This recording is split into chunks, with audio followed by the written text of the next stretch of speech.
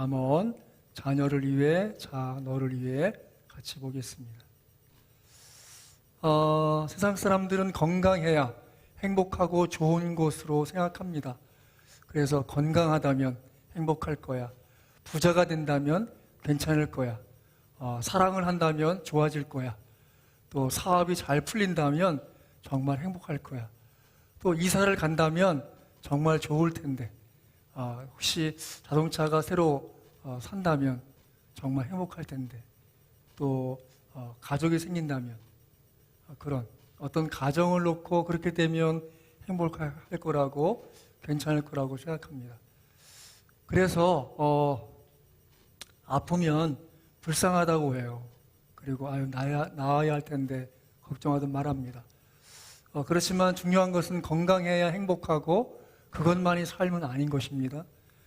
사업이 풀 때까지 기다리고, 돈이 많이 벌 때까지 기다리고, 병이 다 나을 때까지 기다리고, 사랑이 찾아올 때까지 기다리고, 소원이 이루어질 때까지 소모하면서 시간이 지나가기를 기다리면서 사는 것이 과연 지혜로운 삶일까? 또 아이들도 그럴 수 있습니다. 여러분 자녀를 잘 주목해 봐야 될 것은, 공부를 열심히 해서 좋은 대학 간다면 행복할 거야 라고 하고 있다면 조심하셔야 돼요. 그 대학 못 가면 어떡하겠습니까? 그 아이는 불행해지는 것입니까? 그 삶은 끝난 것입니까? 그 잘못 가르치면 안 돼요. 좀 주목해서 같이 생각해 봤으면 좋겠습니다. AI 인공지능 스피커가 있습니다. 그 주황색은 구글 홈 미니 코랄이고, 그 옆에 보이는 것은 아마존 알렉사예요. 자전거에 걸 수 있어요. 거기서도 연동해서 쓸 수 있더라고요. 또 이 램프가 있는데, 레이버 클로버 램프라는 게 있어요. 그것은 책을 그 램프에 비추면 그 책을 읽어줘요. 영어책도 읽어주고요. 그 아이들한테 그 책을 거기다 밑에 놓고 보면 책을 읽어주는 그런 것도 나와 있어요. 또 춤추는 로봇 스피커 싱고가 있어요.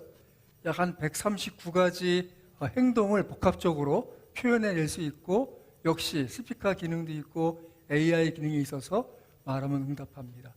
흔히 카카오 미니는 다 아시는 거죠. 지금 4차 산업 시대를 시작하고 있는 현재, 그리고 앞으로 미래가 우리 시대에 지금 펼쳐지고 있습니다. 3차 산업이 있는데, 그것은 무엇인가 하면 인간에게 서비스를 제공하며 주는 것으로 교통, 산업, 상업, 국제무역, 관광업, 그리고 운수, 통신, 금융, 보험, 유통, 기타 서비스 산업이 3차 산업이에요. 그런데 4차 산업은 정보, 지식, 산업의 전진과 더불어서 그 쓰이게 된 단어인데, 이 사회 문화 수준이 높아짐에 따라서 정보, 지식을 자본으로, 그것을 기업으로 해서 3차 산업과 구별되는 용어로 쓰이는 것입니다. 미국에서는 이미 미국 그 국민 총 생산의 3분의 1이 이 지식 산업에 쓰이고 있다고 합니다. 4차 산업은 경제의 지식 기반의 이 일부를 기술하는 방법으로 일반적인 정보 배포 및 공유, 정보기술, 상담, 교육, 연구 및 개발, 금융 계획, 또 기타 지식 기반 서비스를 포함하는 거예요. 그러니까 정보, 지식 전체에 관련된 산업이 4차 산업이라고 하고, 계속해서 지금 몇 년째 지금 4차 산업이라는 얘기 정부에서 하고 있어요. 그것이 바로 이제 우리 아이들이 살아갈 시대죠. 복잡하고 혼란하게 다가오는 시대 속에 다 살아갈, 어떻게 키워야 할까? 앞서 여기가 아마존 알렉사를 구입한 미국 뉴욕에서 엘라와 밀라 맘이라는 블로그를 운영하는 우리 한인 교포가 쓴 글이 제가 좀 가져왔어요. 지난번 아마존 프라임데이에서 세일 가격이 좋길래 음성인식 인공지능 비서인 알렉사를 구입했다. 여러 가지로 정말 편리하다는 생각을 하면서 또 순간순간 섬뜩하고 무섭다는 생각이 들 때도 많았다. 알렉사는 내가 생각하는 것보다 똑똑하고 나의 라이프 스타일, 우리 가족의 삶의 패턴을 조금씩 변화시키고 있다. 첫 번째, 아침에 일어나서 알렉사에게 오늘 중요한 뉴스 있어? 라고 물어보면 알렉사가 밤새 있었던 일을 이야기해주고 뉴스 기사를 읽어준다. 두 번째, 매일 아침 오늘의 날씨와 기온을 알렉사에게 물어본다. 세 번째, 알렉사가 아니죠. 알렉사는 큰일 날 뻔했네요. 알렉사와 연동되는 스마트 플러그를 구매했더니 알렉사 앱이 저장된 시간에 맞추어 불을 켜주고 꺼주고 전자제품을 알아서 꺼주고 켜주고 한다.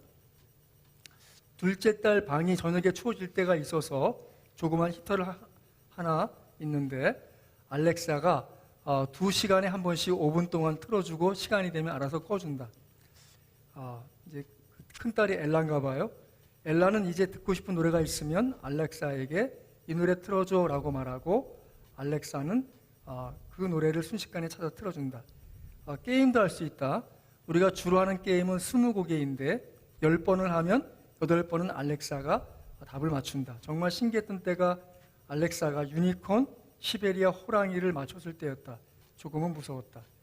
복잡한 수학 문제도 쉽게 답을 얘기해준다. 인간보다 빠르게 수학 문제 답을 맞히는 알렉사를 보면서 앞으로 엘라와 밀라가 어떤 식으로 배움을 할지, 부모로서 어떻게 이끌어줘야 할지 고민이 되기도 했다.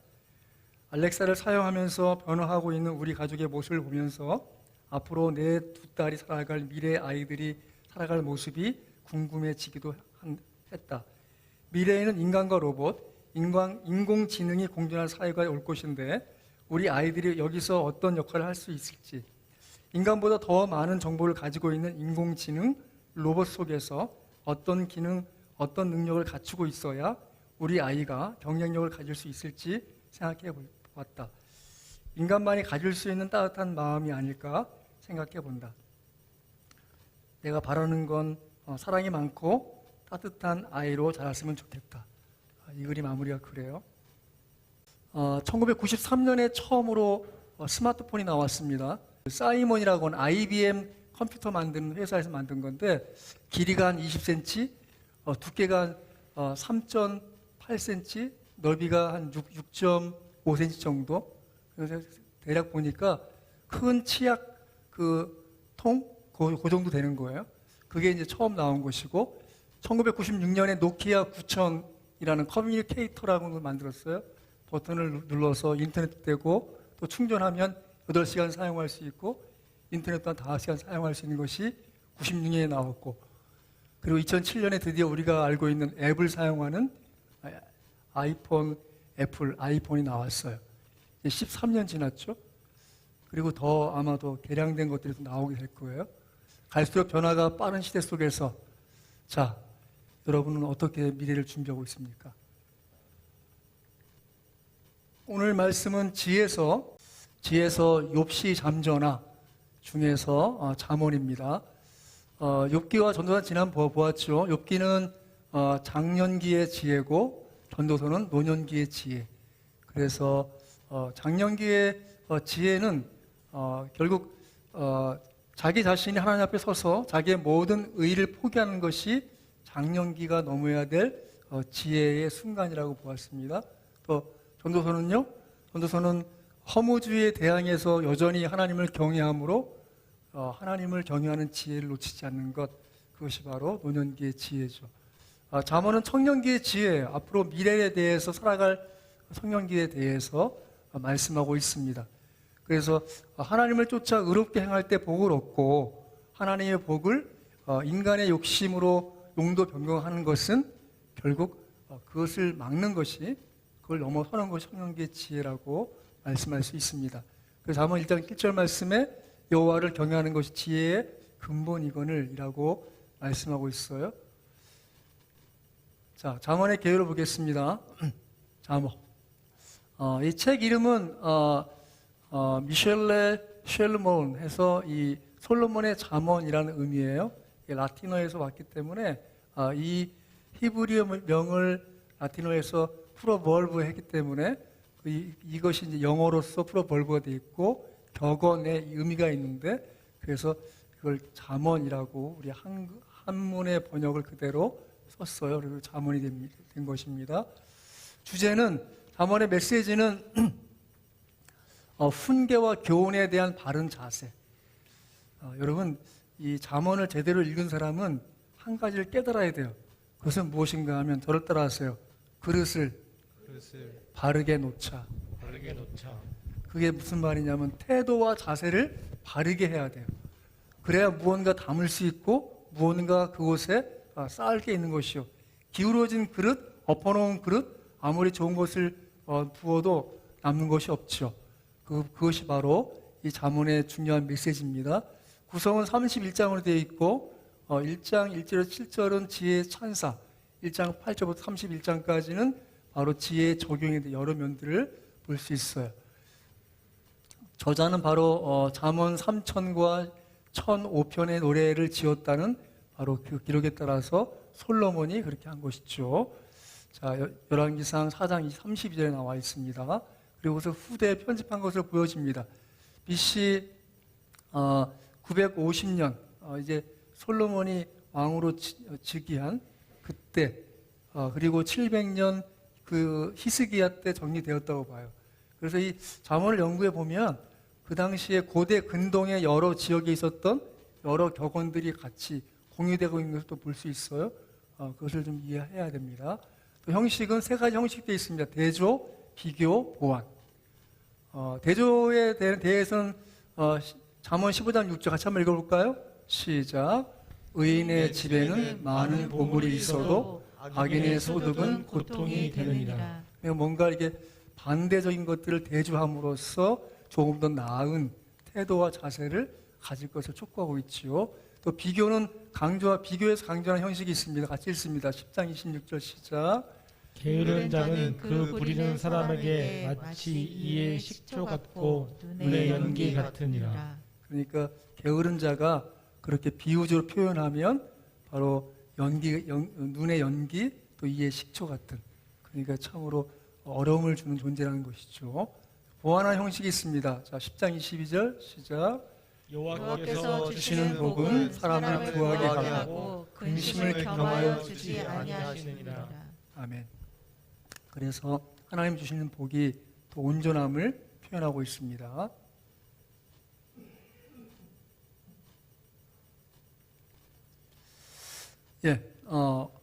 잠언 오늘 같이 읽었던 말씀에 보면 내 아들아 내 말에 주의하여 내가 말하는 것은 내 귀를 기울이라.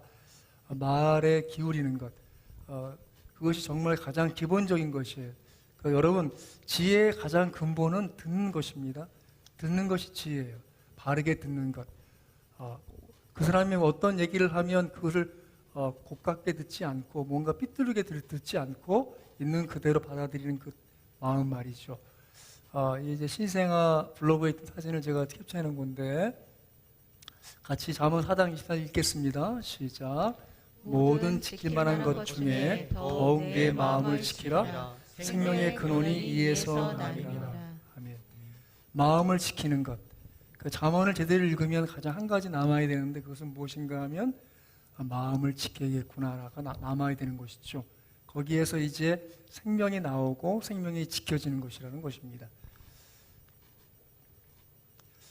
그래서 이것을 좀 보면 모든 것으로부터 마음을 지켜야 되고 모든 것을 다 동원하여서 마음을 지켜야 되고 그 어떤 것보다 우선해서 마음을 지켜야 한다는 것이에요. 그러니까 여러분의 삶의 태도에서 항상 주의를 기울일 것은 중심이 중요한 거예요. 중심. 제가 신학교 시절에 읽었던 이 스터디셀러라는 게 있어요. 내면 세계의 질서와 영적 성장이라는 책이 있어요. 그 책의 서문을 지금도 기억해요. 그 책을 지은 분이 해군 잠수함에 근무했었는데 잠수함에서 뭔가 충격이 가거나 그러면 함장이 그 조타실에 가서 묻는다는 거죠. 괜찮은가? 그러면 조타실에서 예, 괜찮습니다. 그러면 별일 없다는 거예요. 무슨 말이냐 하면 내면적 그 중심에서 흔들리지 않는 중심이 확인되면 외면적 어떤 충격이 있어도 문제가 되지 않는 거예요. 그러니까 믿음이라는 것은 결국 내면 세계의 문제예요. 여러분의 삶의 외면에 신경 쓰는 이 세상 흐름이 그렇지만 믿음을 가졌다면, 주 예수를 믿으신다면 그분은 그 이 외면 세계보다 우리의 내면에 관심이 있어 하심을 믿으시기 바랍니다. 뿐만 아니라 우리의 마음의 중심이 굳건하게 중심이 잡힌 채로 살아있기를 원하십니다. 믿습니까?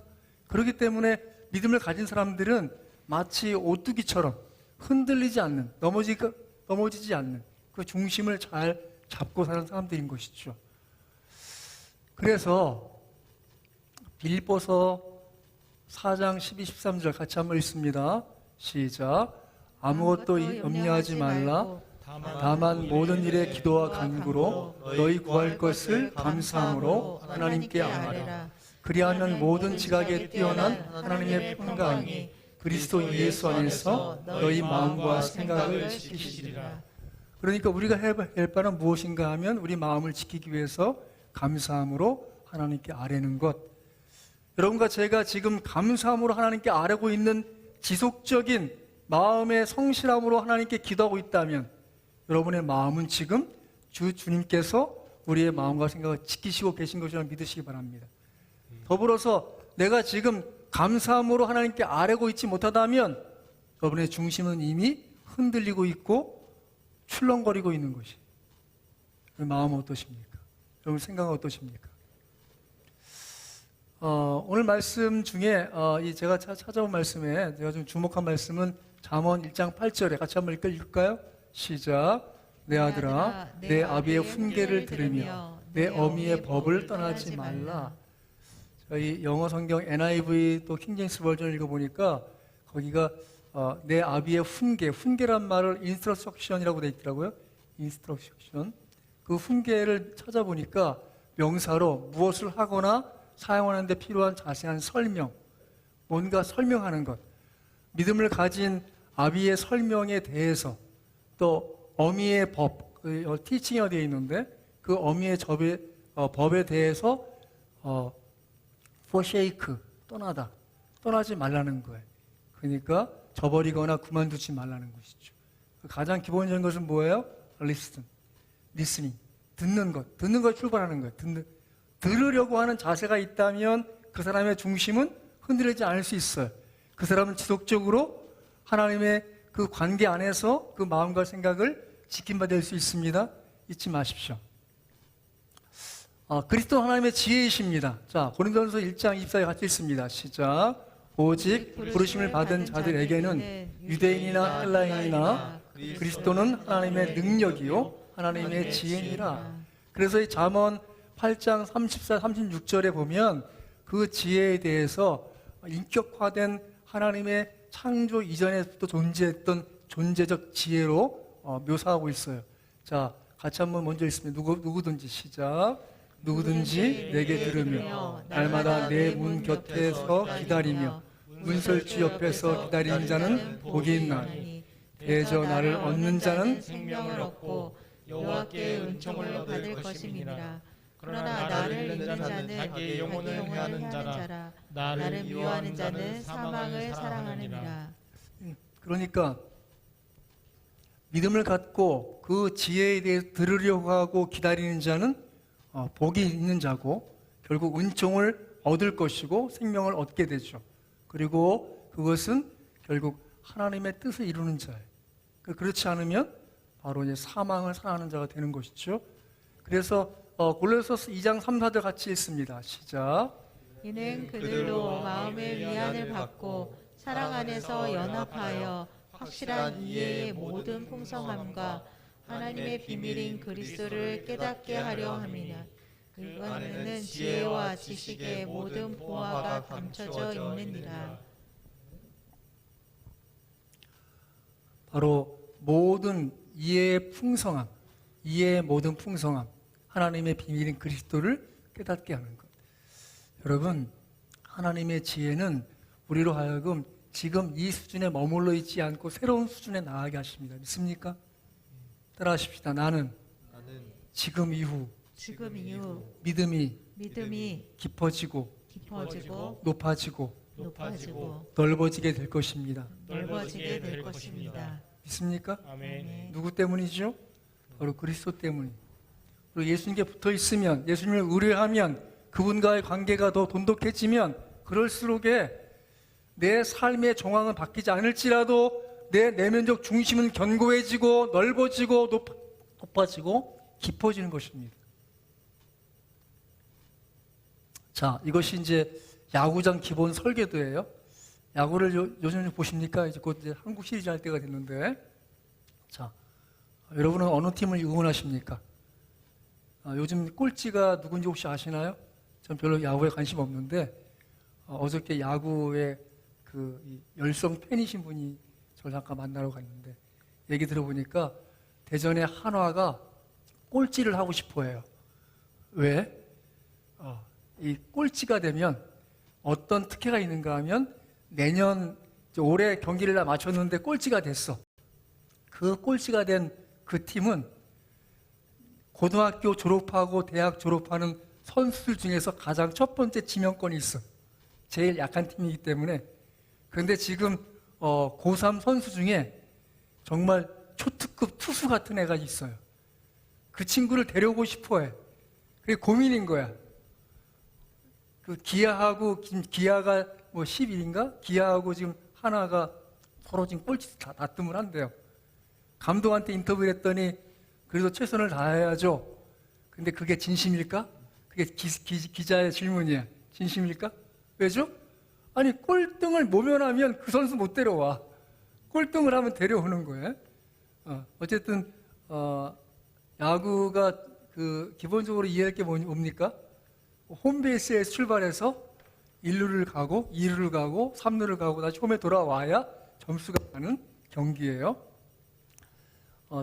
중요한 게 뭘까요? 홈베이스예요. 이 홈베이스에서 출발하는 거죠.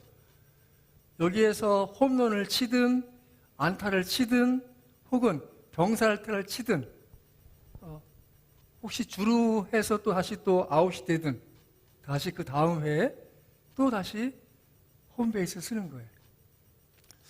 우리 자녀를 위한 홈베이스, 또 자, 너를 위한 홈베이스, 우리가 다시 출발할 홈베이스가 있습니다. 그것은 무엇입니까? 같이 한번 읽어볼까요? 자, 시작. 너희 마음에 그리스도를 주로 삼아 거룩하게 하고. 예, 우리 마음에 바로 주를 모셔야 돼요. 그리스도를 주로 모신 상태라면 우리가 홈런을 치든 1루타를 치고 아웃이 되든 혹은 내가 쳤는데 나 때문에 3아웃이 돼버리든 그거 중요한 거 아니에요. 다시 시작할 수 있어요. 저는 언제나 이렇게 생각합니다. 우리 그리스도인들은 제로 베이스가 있어요. 무슨 말이냐 하면 우리는 최소한 마이너스 인간은 아니야. 왜죠? 우리는 다시 시작할 수 있는 홈베이스이신 그리스도가 계십니다. 믿습니까? 그러면 우리가 어떤 실패를 하고 어떤 좌절을 하고 어떤 어려움을 겪어도 우리는 새롭게 시작할 수 있어요. 여러분, 오해하지 말아야 될 것이 있습니다. 제가 지금 마음을 얘기하지만 우리 기독교는 마음을 다루는 종교가 아니에요. 믿습니까? 불교는 마음을 다루는 종교예요. 그래서 참선도 하고 수양도 하고 뭐 겨울에는 동안고 여름에는 하안고 해서 한 달 혹은 40일씩 동굴이나 조그만 암자를 짓고 가서 뭔가 수련을 하려고 애를 쓰셔요. 스님들이. 또 믿음이 깊은 불자들이 그렇게 합니다만 우리 기독교는 우리 마음을 다루는 마음을 중심 삼고 있는 종교가 아니에요. 우리는 우리의 전인을 다뤄요. 무슨 말이에요? 우리의 몸과 우리의 정신과 우리의 마음을 다루는 우리 전 생애를 다루는 것이 기독교예요. 믿습니까? 그것을 내가 다루는 게 아니고 우리 주 예수께서 다루십니다. 믿습니까? 따라하십시다. 예수님은 내 마음을 다루시고 내 생각을 다스리시고 내 몸을 거룩하게 인도하십니다. 믿습니까? 아멘. 그것이 우리의 믿음이죠. 내가 나를 다루는 게 아니에요. 나에게 깨닫게 하시고 나에게 말씀하시고 나를 인도하시는 그분의 말씀에 순종함으로 우리의 마음을 다루시고 생각을 다스리시고 내 몸을 거룩하게 해 우리의 생애가 정말 그분의 뜻 가운데 이루어지길 원하시는 그분의 다스리심을, 다루심을, 만지심을 경험해 나가는 것이 우리 인생이에요. 믿습니까?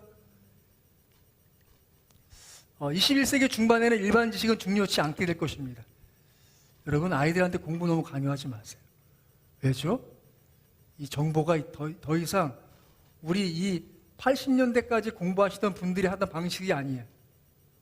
지금은 모든 정보가 이 검색을 하느냐 마느냐에 따라 달라지는 것 뿐이지, 그것을 아느냐 모르느냐 중요한 게 아니에요.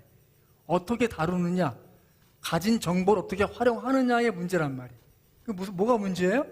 지혜의 문제, 지혜의 문제. 정보의 양이나 지식의 양에 중요한 것이 아니라 그 정보와 지식을 어떻게 다루는가, 사람이 중요해요, 사람이. 그걸 좀 주목해 봤으면 좋겠어요. 그 정말 중요한 것이 무엇인가 하면 가치예요, 가치. 바른 자세를 심어줘야 돼요. 제가 지금 말씀드리는 거 두 가지 면이 있어요. 여러분 잊지 마세요. 제가 지금 설교하면서 자녀들을 위해서 설교를 하는 것처럼 말씀을 드리지만 반면에 여러분을 위해서 말씀드리는 거예요. 여러분 스스로에게 한번 생각해 보세요. 여러분도 여러분의 생애를 살아가셔야 되기 때문에 그런 거죠. 자, 전서 12장 11절 같이 한번 읽습니다. 시작. 지혜자, 시작. 지혜자들의 말씀들은 찌르는 채찍들 같고 회중의 스승들의 말씀들은 잘 박힌 못과 같으니 다 한 목자가 주신 바니니라. 그러니까 흔들리지 않는 가치를 성경을 통해서, 말씀을 통해서 받고 그것을 마치 잘 박힌 못처럼 붙잡고 살아가도록 도와줘야 되는 것이죠. 그러니까 중요한 것은 아이들에게, 여러분 자신에게 마음의 자세에 대해서 분명히 갖도록 도와줘야 되는 거예요. 첫 번째는 무엇인가 하면 청렴함, 진실됨이에요. 진실됨. 자, 잠언 2장 21절 있습니다. 시작.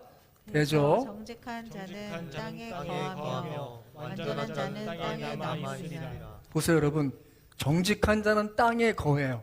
시대가 아무리 바뀌어도 흘러가도 변하지 않는 가치는 무엇입니까? 진실함, 청렴함, 정직함에 있는 거예요. 그 사람은 땅에 거해요. 그리고 완전한 자는 땅에 남아 있으리라. 이 시대가 빠르게 바뀌지만 떠내려가지 않고 흘러가지 않고 땅에 남아 있게 되는 거예요. 자, 두 번째 가치는 무엇입니까? 그것은 성실함이에요. 같이 읽습니다. 시작. 정직한 자의 성실은 자기를 인도하거니와 사악한 자의 패역은 자기를 망하게 하느니라. 정직한 성실, 성실을 갖고 있는 사람은 자기를 인도해요. 바른 길로, 살아나갈 길로. 공부 잘해라 보다 더 중요한 것은 무엇입니까? 진실해라, 청렴해라, 또 성실해라. 주어진 시간에 할 바를 놓치지 말고 해내렴. 그거 중요한 거예요. 세 번째, 기여에 어떤 보탬이 되어야 돼요. 자, 잠언 3장 20절 있습니다. 시작. 내 손이 선을 베풀 힘이 있거든 거든 마땅히 받을 자에게 베풀기를 아끼지 말며. 여러분, 앞으로 시대 속에 필요한 사람 누구입니까? 어떤 모임이나 조직이나 어떤 팀에 들어가든 거기에 뭔가 기여하고 보탬이 되는 사람이 되어야 돼요. 믿습니까? 전 여러분들이 직장을 다 생활한다면 여러분들 때문에 그 직장이 뭔가 기여가 돼야 돼요. 보탬이 돼야 돼요. 하다못해 여러분 때문에 일주일에 한 번은 커피 좀 사고 뭔가 도움을 베풀려고 하고 하셔야 돼요. 그래야 여러분이 그 조직에 기여가 되는 사람으로 남게 되는 거예요. 아이들한테 필요한 게 무엇입니까? 아이들이 어디가 소속되어든 그 모임과 그 만남 속에 기여가 되고 보탬이 되는 존재가 되어야 돼요. 저는 되도록이면 꼭은 아니지만 저에게 누가 오면 저 있는 거 줘요. 저한테 있는 거 줘요. 뭐든지 줘요. 하다못해 택배 오신 분도 드려요. 어쨌든 뭔가 주고 싶어서 드려요. 주일학교 어린이들 제 방에 와서 그냥 나가는 별로 없죠. 뭐라도 줍니다. 왜죠? 기여하고 보탬이 되려고 하는 거죠. 믿습니까? 여러분 자신들이 스스로에게 질문해 보세요. 나는 지금 기여하고 있는가? 기여를 받고 있는가? 여러분들이 아이들을 키울 때 진실되고 성실하고 기여가 되도록 키워야 할 줄 믿습니다. 네 번째, 배려해야 돼요.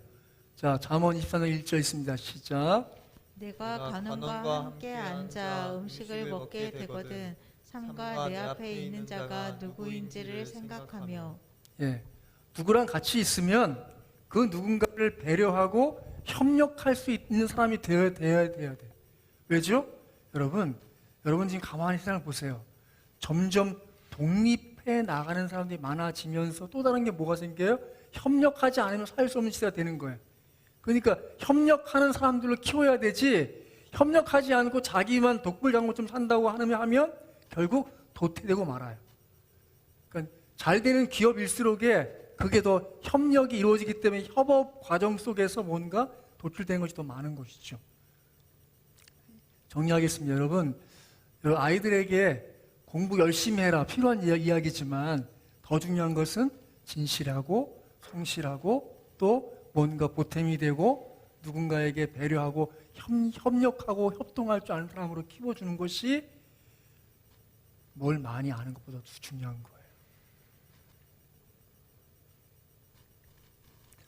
거예요. 이건 미국 존스 홉킨스 대학의 소아정신과 의사인 지나영 교수가 알려준 건데 프라이드 스킬이라는 게 있어요.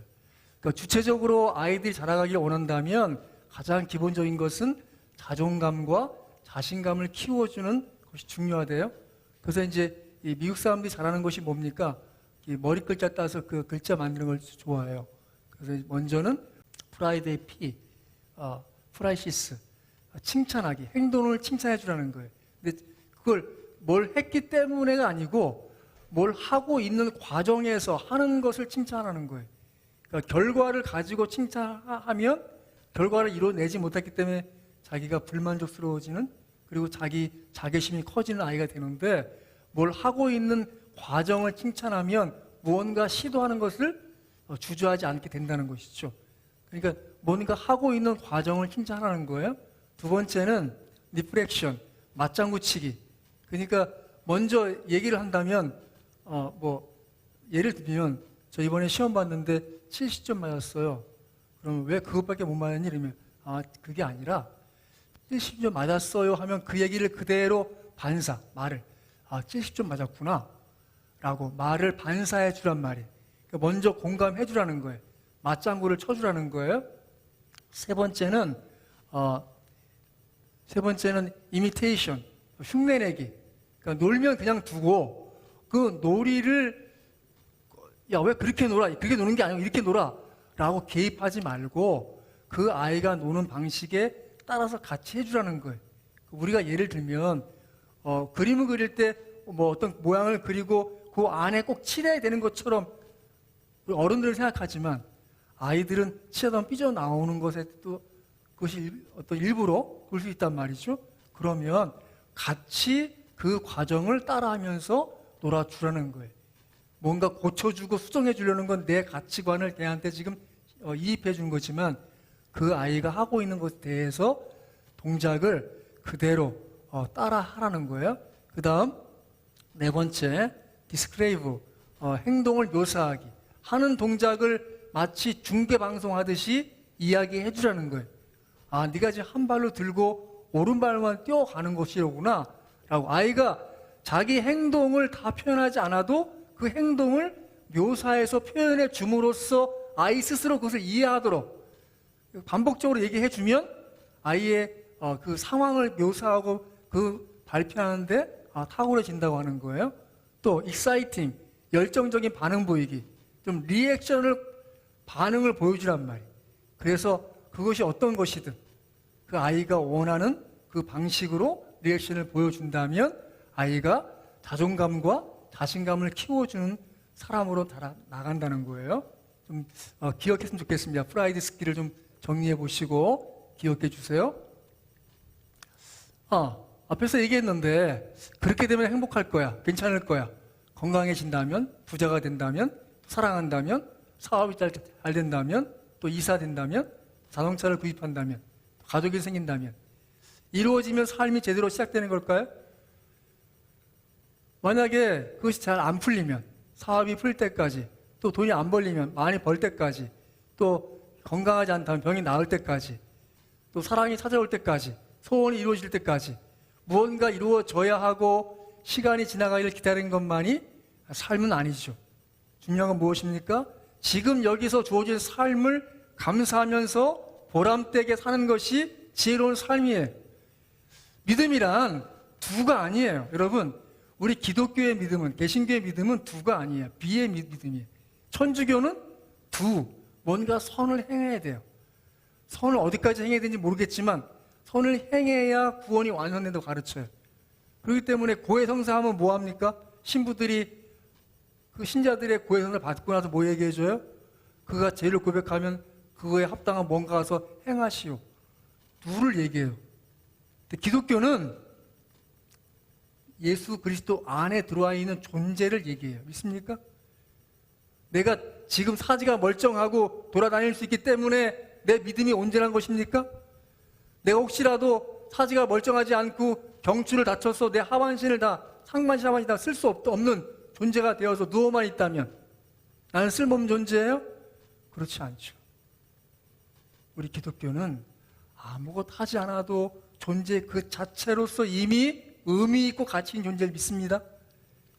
따라해 줍시다. 내가 무엇해서 완전한 그리스도인 되는 것이 아니라 완전한 그리스도인이 되는 것이 아니라 그리스도를 믿는 존재이기 때문에 나는 이미 의미 있고 가치 있는 존재입니다.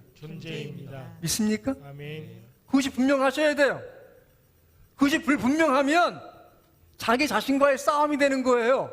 너는 왜 이것도 못하고, 너는 왜 이것도 뭐 이것밖에 못하고, 왜 그러니라고 되는 자기 분노가 심한 사람일수록에 타인에 대한 공격성이 많은 거예요.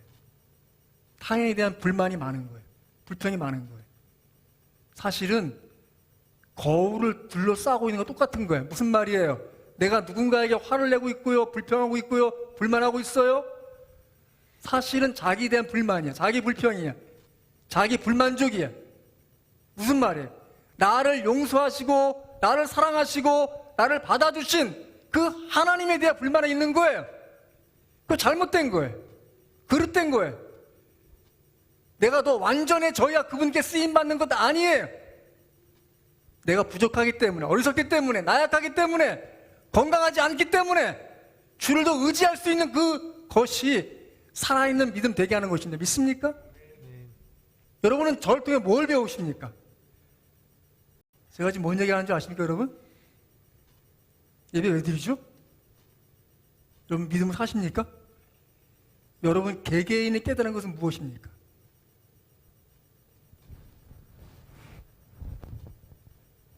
여러분은 도대체 저에게 뭘 배우시나요? 호흡기 장애인이고 넉넉지 않은 살림에 목회하려고 애쓰고 있는 저를 대해서 무엇 배우고 계십니까?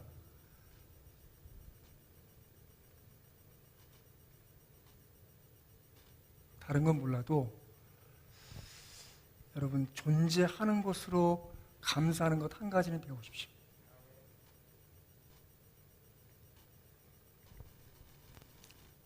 같이 이 영상 같이 보겠습니다. 며칠 전 미국 CNN과 전 세계의 많은 언론들이 21살의 나이로 세상을 떠난 한 유튜버를 크게 보도했습니다. 그녀의 이름은 클레어 와인랜드로 유튜브 등의 소셜미디어에서 활동하는 온라인 스타였죠. 그런데 그녀는 아름다운 외모나 재밌는 콘텐츠로 유명세를 얻었던 것이 아니라 그녀만의 조금 다른 이야기들을 들려주었습니다. 클레어는 태어날 때부터 낭포성 섬유증이라는 불치병을 앓고 인생의 4분의 1을 병원에서 보냈죠. 어려서부터 병실에서 지내다 보니 병실을 집처럼 꾸미고 간호사들과 술래잡기를 하며 자신을 돌봐주는 의료진들과 가족처럼 지냈다고 합니다. 평생 동안 30번이 넘는 수술을 받았던 그녀는 13살 때 큰 죽음의 고비를 넘기고 기적적으로 살아난 뒤 직접 재단을 만들어 자신과 같은 병을 앓고 있는 환자들을 돕기 시작했죠. 그리고 유튜브에 병과 죽음에 대한 솔직한 이야기를 담담하게 담은 영상을 올리며 많은 사람들에게 감동을 전해주었습니다. 영상 속 그녀는 병원에서 무제한 와이파이와 음식 등의 특혜를 누리고 있다는 농담을 던지며 작은 일에 감사하는 마음을 전하기도 했죠. 테드엑스 강연에서는 삶은 단지 행복해지는 것이나 매 순간 어떻게 느끼는지에 관한 것이 아니다. 삶은 여러분이 여러분의 삶에서 무엇을 만들어내는지, 여러분이 어떤 사람인지에 대해 깊은 자부심을 찾을 수 있느냐에 관한 것이다. 라는 말을 남겼습니다. 그리고 지난 8월 그녀는 폐 이식 수술을 받기 전 유튜브에 땡큐라는 제목의 마지막 영상을 올리고 수술을 받으러 떠났죠. 수술이 잘 끝난 줄만 알았던 그녀에게 후유증으로 뇌졸중이 나타나며 일주일 뒤 세상을 떠나게 되었습니다. 클레어 부모님은 고통 없이 편안한 표정으로 떠나는 그녀의 곁을 지켜주었죠. 그리고 다음날 병원 측에서 놀라운 이야기를 듣게 되었는데요. 바로 그녀가 죽기 전 자신의 모든 장기를 기증할 것을 약속했다는 것이었습니다. 그리고 한 복지단체로부터 한 통의 메일을 받게 되었죠. 클레어 덕분에 두 사람의 목숨을 구할 수 있었습니다. 캘리포니아에 사는 두 남녀가 클레어의 좌우 신장을 각각 이식받았죠. 그녀의 선물은 엄청난 것입니다. 당신의 딸이 영웅이라는 것을 꼭 알아주시길 바랍니다. 이후 그녀의 장기는 최대 50명의 환자들에게 전해질 예정이라고 합니다. 21년간의 짧은 인생 동안 수많은 사람들에게 용기와 희망을 전해주던 클레어는 세상을 떠난 뒤에도 수많은 사람들을 살리고 있죠. 이 소식을 전해들은 전 세계의 수많은 사람들이 그녀에게 애도를 표하고 있습니다. 여러분, 다른 것이 아니라 여러분의 삶이 얼마나 남아있든지 간에 오늘을 감사하면서 오늘의 깨달음으로 오늘의 충만함으로 사십시오. 이사를 가야 행복하겠습니까? 차를 바꿔야 조금 더 삶이 삶다워지겠습니까? 무언가 새로운 일이 생겨야 내가 소원하는 것이 이루어져야 그것이야말로 제대로 된 삶입니까? 아닙니다. 지금 여러분의 삶을 충만하고 감사하며 온전하고 누리면서 기뻐하며 살 수 있다고 믿으시기 바랍니다. 지금 여러분의 삶이 하나님이 뭔가 깨닫게 해주는 순간이에요. 여러분이 읽은 말씀 중에 뭔가 되새기고 그것이 되새겨지면서 여러분 마음속에 잔잔한 울림이 되고 있다면 이미 하나님 여러분에게 말씀하고 계신 거예요. 제가 대학 입학하기 위해서 재수하던 시절에 하루 종일 독서실에서 새벽기도 갔다 오면 책 들고 씨름하고 또 밤에 혼자 교회 가서 기도하고 오고 그렇게 대수 생활할 때 어느 날은 너무 단조로운 삶이 싫은 거예요. 제가 잠도 제대로 못 자고 그래서 그냥 책 다 덮어두고 학원도 안 가고 그날은 그냥 그 독서실 책상 밑에 들어가서 누워 잤어요. 계속 잤어요. 화장실 잠깐 갔다 오고 빼놓고 안 먹고 잤어요. 그냥 내가 원 없이 자버리라 후회 없이 하고 잤어요. 나중에 허리가 너무 아프더라고요. 내가 얼마나 잤나 시간을 보니까 18시간. 정말 지겹게 잤죠. 더 이상 잠이 안 와 이제. 누워있기 너무 힘들어. 허리가 아파가지고 안 되겠어. 그래서 이제 일어나서 겨우 이제 독서실 책상 끌어놔 놓고 여기다 놓고 앉았어요. 근데 내가 너무 한심한 거야. 야, 이제 시험도 얼마 안 남았는데 내가 이 하루를 다 까먹었구나. 내가 정말 제대로 시험 준비를 하고 있는 건가? 내가 기도가 열심히 하면 뭐 할까? 뭐 이 자책이 막 되는데, 그냥 성경이나 보자 하고 제가 꼽아놓은 책꽂이 성경을 펴서 쫙 펼쳐서 읽기 시작했어요. 잠언 6장 6절부터 11절 같이 한번 천천히 읽습니다. 시작. 게으른 자여 개미에게 가서 그가 하는 것을 보고 지혜를 얻으라. 재미는 두령도 없고 감독자도 없고 통치자도 없으되 먹을 것을 여름 동안에 예비하며 추수 때에 양식을 모으느니라. 게으른 자여 내가 어느 때까지 누워 있겠느냐? 내가 어느 때 잠이 깨어 일어나겠느냐? 좀 더 자자, 좀 더 졸자, 손을 모으고 좀 더 누워 있자 하면 내 빈궁이 강도같이 오며 내 곰핍이 군사같이 이르리라. 내가 너무 깜짝 놀랐어요. 근데 그날 하루 좀 더 자자, 좀 더 졸자, 좀 더 눕자 하고 일로 눕고 저로 눕고 하면서 계속 그러고 있었는데 그 말씀이 눈에 들어와서 갑자기 섬뜩해가지고 이렇게 봤어요. 하늘에서 뭔가 손을 이것 좀 봐라 하는 것 같아 깨달아져서 제가 또 하나 잊지 못할 말씀이 있습니다. 잠언 말씀, 잠언 17장 3절입니다. 같이 천천히 읽을까요? 시작. 도가니는 은을, 풀무는 금을 연단하거니와 여호와는 마음을 연단하시느니라. 아멘. 제가 신학교 다니면서 한 가지 꿈이 있었는데 그것이 뭐냐 하면 이 신학교 교단 기념 대강당이 있어요. 그 강당에서 설교해보는 게 꿈이야. 소원이고. 그런데 그 한 가지 방법은 무엇인가 하면 신학교 4학년이 되면 새벽 설교를 할 수 있어요. 그래서 기숙사에 4학년 2학기에 신청해서 기숙사에 들어갔어요. 왜? 새벽 설교하려고. 그래서 이제 한 달을 준비해가지고 이제 순서에 이제 새벽에 전날 밤을 꼬박 새고 이 말씀을 잠언 10장 3절 말씀으로 준비해서 설교를 했는데 제가 횡설수설 온갖 못할 말 안 할 말 다 했어요. 지금도 기억나는 부끄러운 말 중에 하나 뭐냐 하면 이거예요. 신학생 여러분, 여러분 지금 배우자 찾고 있습니까? 멀리 있지 않습니다. 바로 옆에 있습니다. 빨리 찾아보십시오. 뭐 이렇게 막 깔깔대고 웃고. 그 설교 준비한 거 아니에요. 그냥 전날 잠 못 자고 긴장하고 그러니까 별 헛소리가 다 나와가지고 그래서 그날 너무 창피해가지고 기숙사에서 잤어. 수업도 빼먹고 내가 결석을 절대 안 하는 사람인데 도저히 창피해서 못 나가겠더라고. 나 다 알아볼까봐. 그래서 아침도 굶고 점심도 굶고 기숙사에서 계속 있었어요. 근데 오후가 됐는데 배가 너무 고픈 거야. 기숙사에 먹을 게 아무것도 없거든요. 그래서 이제 오후 5시에 배식을 하는데 그 시간이 한 40분, 5시 40분 끝나. 5시 시작인데 갈까 말까. 지금 못 먹으면 이제 뭐 먹을 것도 없고 밤을 새야 되는데 안 되겠다 하고 창피한 무릅쓰고 그땐 좀 모자도 없어가지고 이래가지고 가서 식당에서 몰래 구석가서 밥 먹고 그리고 올라왔어요. 저에게 그 새벽 설교는 흑역사예요. 난 정말 잊어버리고 싶은 순간이고 그때 설교 들은 친구들은 아무도 기억 안 했겠다 그 생각을 하고 혹시라도 누가 이제 만나면 그 얘기할까봐 겁나하고 그 창피하게 뭐 웃겼어요 뭐 설교 뭐 그렇게 하세요 할까봐 말도 못 꺼내고 절대 새벽 얘기 안 했어요. 이제 잊어버렸어요. 그게 1993년도 2학기 때 이 일이에요.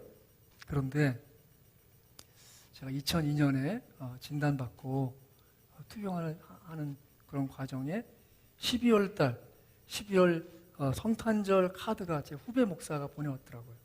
후배 목사가 카드를 보내왔는데 카드를 열었더니 형님, 제가 형님을 위해서 기도하고 있습니다. 힘내십시오. 그리고 저는 형님을 생각하면 두 가지가 생각이 납니다. 한 가지는 형님은 언제나 밝게 웃고 격려해 주셨는데 그 얼굴이 기억납니다. 또 한 가지는 형님의 새벽 설교. 놀랐어요. 잠언 10장 3절 말씀. 저는 그 말씀을 마음에 두고 있습니다. 깜짝 놀랐어요. 왜냐하면 그 친구가 2001년도, 제가 그 카드 받은 건 2002년 12월인데 2001년도에 교회에서 전도사로서 새벽 차량 운행하다가 교통사고가 나서 이 좌우 골반뼈, 대퇴뼈가 부러져서 제가 그때 면회가 갔거든요. 2002년 여름에. 근데 그때까지도 휠체어를 타고 걷지를 못하는 그런 상태였었다고요. 근데 그 말씀이 자기 마음에 있어서 자기의 큰 위로와 격려가 된다고. 그 말씀을, 그 얘기를 해주시더라고요. 그 카드에.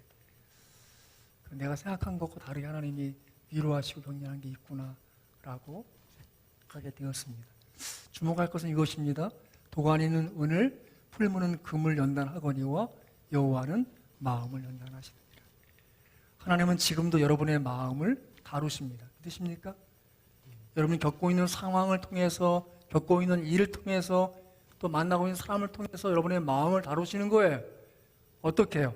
하나님의 뜻을 깨달을 마음으로 변화시키시고자, 하나님의 말씀에 온전히 순종하는 믿음으로 변화시키시고자 여러분의 마음을 다루심을 잊지 마시기 바랍니다. 미국 격언에 이런 말이 있답니다. 삶이 당신에게 레몬을 준다면 레모네이드를 만들어라. 미국 사람들이 생각하는 이 레몬은 원하지 않는 상황이나 사건이나 일을 말해요. 하지만 그것에 휩쓸리지 말고 오히려 레모네이드를 마실 만한 음료로 만들라는 것이죠. 여러분도 주어진 상황과 사건에 대해서 그냥 생 레몬 씹지 마시고 그 정말 마실 만한, 먹을 만한 레모네이드를 만드시기 바랍니다. 그것이 여러분의 삶의 아름다운 변화를 줄 것입니다. 여러분 스스로 한번 깨달아 보십시오. 나를 깨우쳐친 잠언은 무엇인가? 내 스스로에게 들려줄 나만의 잠언은 무엇인가? 왜 사는지라는 질문이 생길 때 잠언 몇 장 몇 절을 펼쳐서 그 말씀 때문에 자복하고 하나님 앞에 온전한 믿음을 가지고 엎드리겠습니까? 또 어떻게 살아야 하는지를 찾을 때 그 지혜의 말씀을 어떻게 만나고 어떻게 붙잡아 누군가에게 들려줄 지혜로운 자문은 무엇입니까? 그것을 한번 정리해 보시기 바랍니다. 여전히 우리 주님은 우리의 마음을 인도하시는 분이십니다. 믿습니까? 그래 같이 한번 말씀 읽어보겠습니다. 시작. 주께서 너희 마음을 인도하여 하나님의 사랑과 그리스도의 인내에 들어가게 하시기를 원하노라. 아멘. 아멘. 그렇게 되시기를 주의 이름으로 축원합니다. 아멘. 아멘.